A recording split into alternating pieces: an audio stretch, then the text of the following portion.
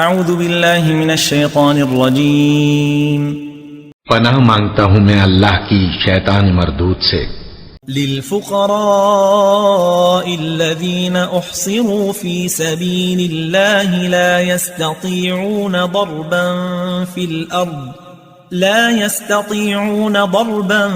في الأرض يحسبهم الجاهل أغنياء من التعفف تعرفهم بسيماهم لا يسألون الناس إلحافا وما تنفقوا من خير فإن الله به عليم۔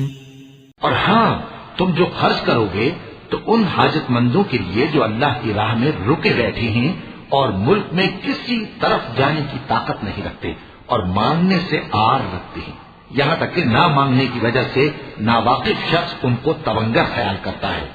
اور تم قیافے سے ان کو صاف پہچان لو کہ حاجت مند ہیں اور شرم کے سبب